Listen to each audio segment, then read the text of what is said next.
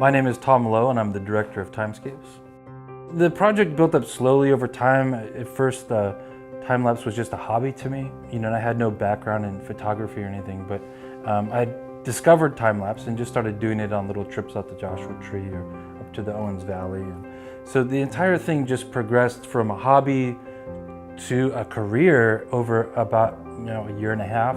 When I started time-lapse, there were very few people doing it.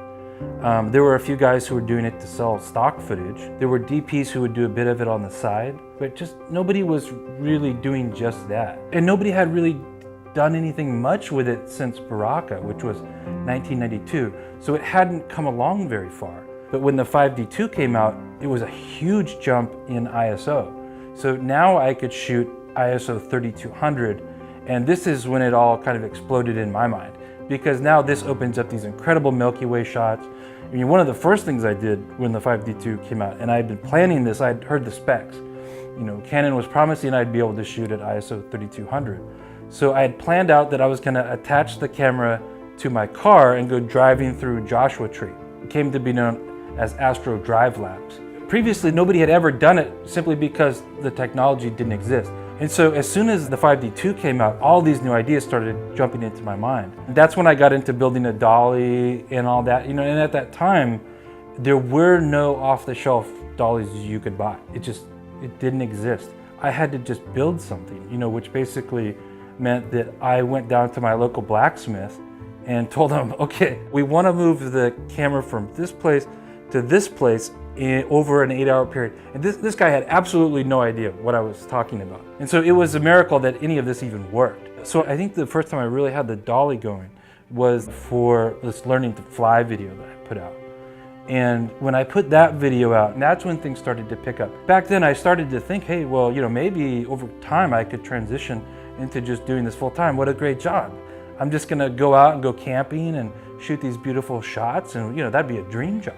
Sure enough, slowly over the next probably year and a half, I would start to get calls from directors on car commercials. So, go out and make $10,000 or $15,000 for a 4-day shoot on an Audi commercial, and I was like, okay, now I've really got some money to go shoot for like 2 months. And that's when I went out and shot Mountain Light. When I posted Mountain Light, I put a little blurb at the end saying that I'm about to make a feature film. Are there any producers who'd like to help me? And I thought, hey, a lot of people are gonna see this video. Maybe there's one crazy guy out there who's crazy enough to give me a bunch of money to go make this film. And maybe 2 weeks later, Nigel emailed me, inquiring how serious I was about this. And I assured him that I was very serious about this and that, I was very dedicated to what I wanted to do. And so basically just off the internet, just by those 2 sentences that I posted on Mountain Light, the film began. Nigel put half of the money in the bank, he'd never met me, and sent me his Red camera. And that's how it all started. I'm Nigel Stanford. I'm the composer and the executive producer of TimeScapes.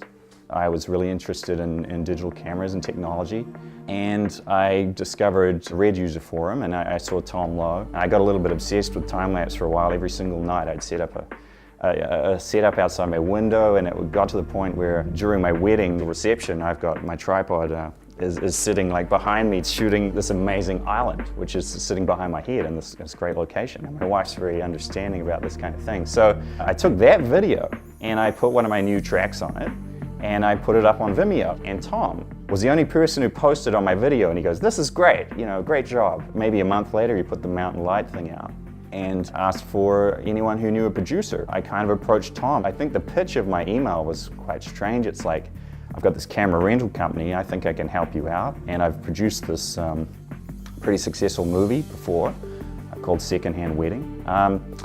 And also, I'm a musician and I'd really like to do the soundtrack for your movie. And I think this was quite an unusual request for Tom, and we emailed back and forth and we came up with this deal, and it kind of went from there.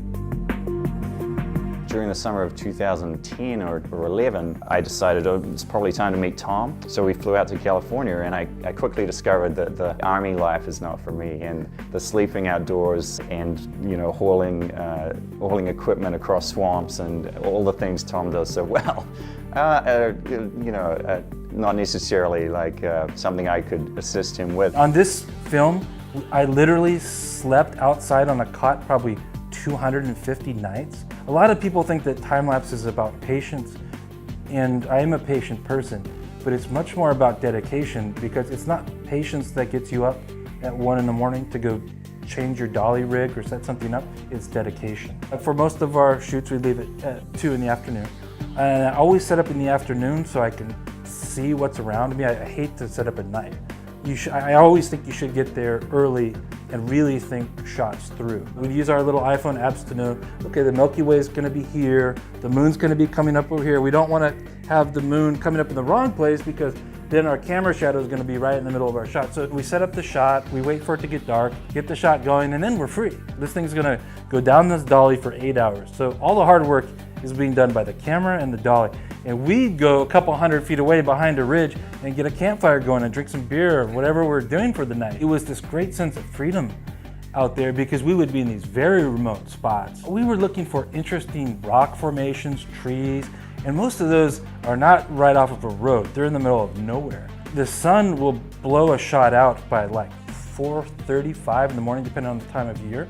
So I like to, as soon as the sun's coming up, I drag everybody out of their cots. Let's go wrap this thing, get out of here. So we wrap fast, and then we drive back, usually try to get some breakfast, brush your teeth, do whatever you're doing, and head right back out. We're gonna do the exact same thing tonight.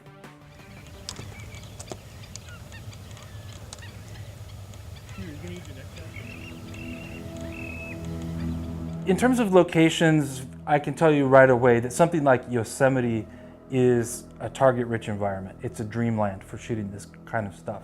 But that's kind of the more obvious target. But to me, the most exciting locations were always the ones that we kind of found and that had never been shot before. So in the film, one of the big places that we sort of found, we called the Holy Land. It's out in Arizona, and it's on some Hopi Indian land. For sure, nobody's ever filmed it ever before in any movie. And so, that became instantly exciting to me. There's lots of little spots that photographers know, but no filmmaker's ever been there. And so Little Finland in Nevada, for example, this is one of these places where you have tremendous freedom, because first of all, it's a 4-wheel drive road to get in there. The sky is absolutely stunning. It was a joy to shoot in these places, especially the really remote places, because we've had this huge sense of freedom and exploration. And so my favorite locations were always ones that were very remote, that had never been shot, that we sort of felt we had discovered in a way. In terms of crew, the idea for me was I wanted to have interns come out for 3-month rotations. And the philosophy or the thinking was that people will get burned out after a certain amount of time. There's gonna be one guy who has to do a year or has to do a year and a half, and it's gonna be me, and I'll do that. But these other guys, I didn't want them to get burned out. Before the project got funded, a guy named Dustin Cuckoo had contacted me on Vimeo through a private message and said, hey, look, next spring I have to do an internship for my college. And his message was really funny, because he was like, well, most of the guys around here are just gonna go work at the photo lab and it's super boring, but if I could come out with you, this would be super exciting. So the idea was Dustin was gonna come out for 3 months for his internship, and he did that, and we had the most fantastic time ever. We became best friends. So his internship ended, so this guy, Chris M. from Toronto, contacted me and said he'd like to come out shooting. So Chris M. drives down from Toronto and joins me, and instantly, we go up to Yosemite and join this guy, Yosemite Steve, off of Twitter that we met.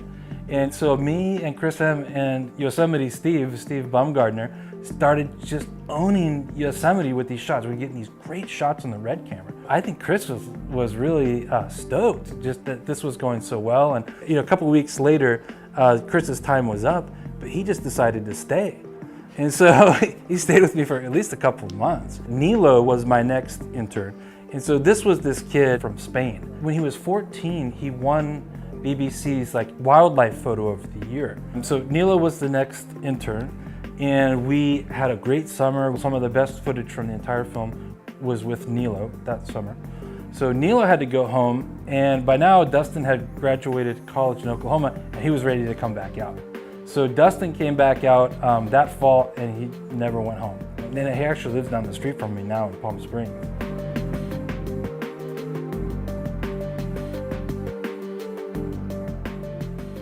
In terms of successful shots, there are a couple different types.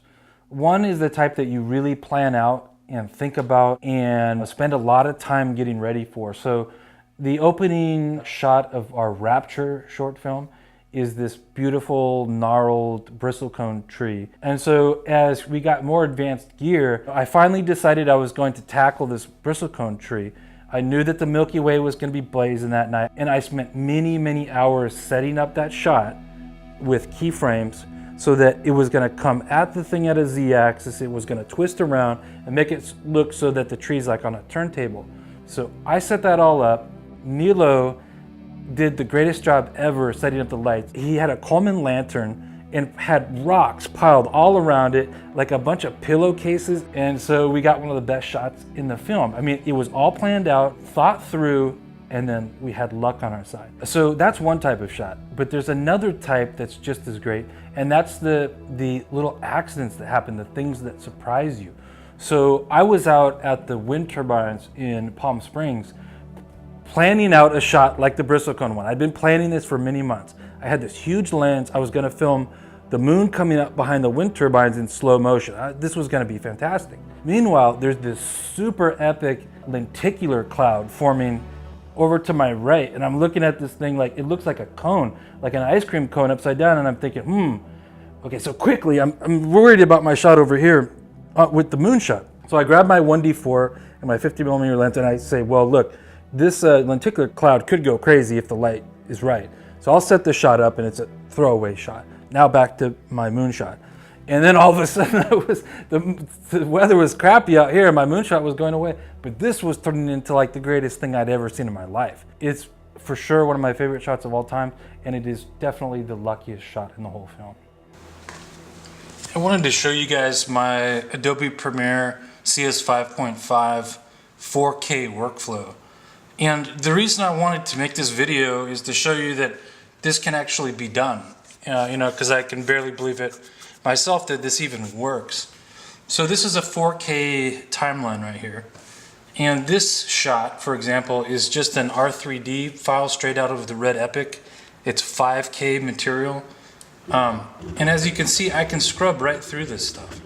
It's super smooth. I mean, this to me is smoother than working with 720p footage, a few years ago. It's just as smooth as can be, and it's beautiful at 1080 playback. I had always been a big believer in 4K resolution. And so from the very beginning, I wanted to edit in 4K. I wanted to finish the film at 4K. Now, there were a bunch of people saying that I wasn't going to be able to finish at 4K and that it wasn't necessary.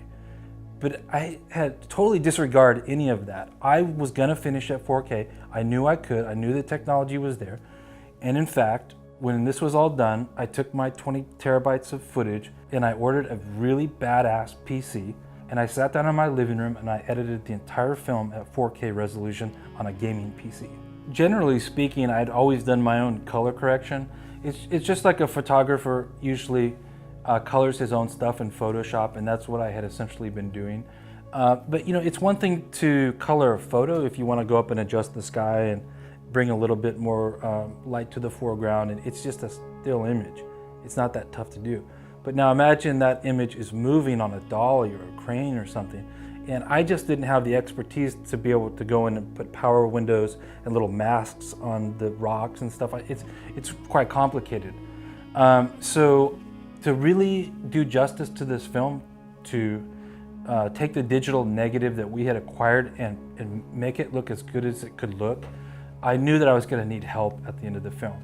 When it came time to finish TimeScapes, I just reached out to Michael and to Ian at Light Iron and said, look, I've got this project, I've spent 2 years of my life, it's beautiful footage, but I can't take it to the next level by myself. But Light Iron stepped up to the plate and helped us take this film to the next level, to finish it correctly and properly.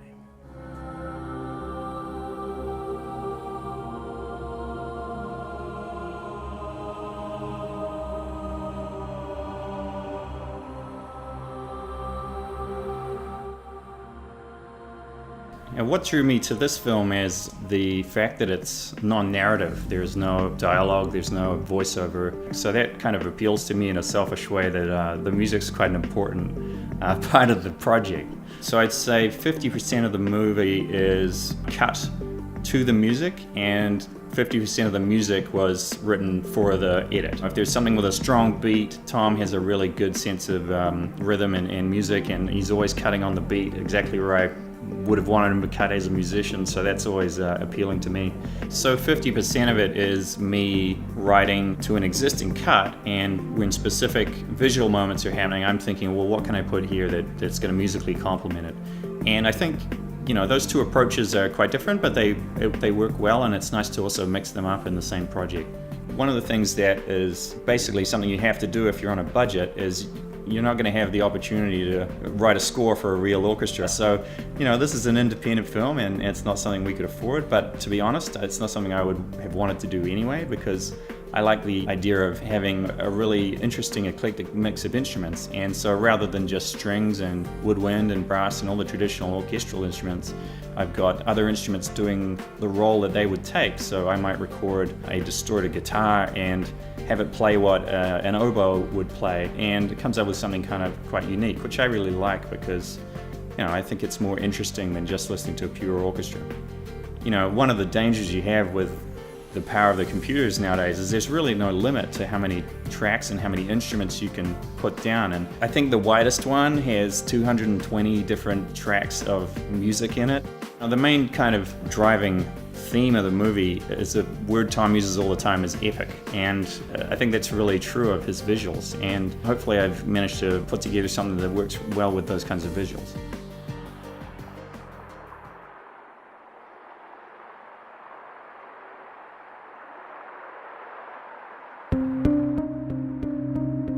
A really interesting phenomenon began to happen during the filming of TimeScapes, and that is that, you know the scene in Forrest Gump where he goes out running and then people come out and start running with him? The same thing happened on this film. So people would just say, hey Tom, I hear you're going to be in Utah, can we come shoot with you?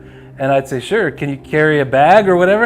And it became its own thing where, I don't want to call it like a traveling circus or something, but it was like a Lollapalooza of time lapse, just up in the mountains or whatever, and it became incredibly fun, because this had started as like a lonely job. And who would have ever expected that, you know, 2 years later, we'd have 10 trucks out at the Bristlecone Forest, and all of our friends playing guitars at night and drinking beer and talking about where we're going next. And so it became this incredible thing.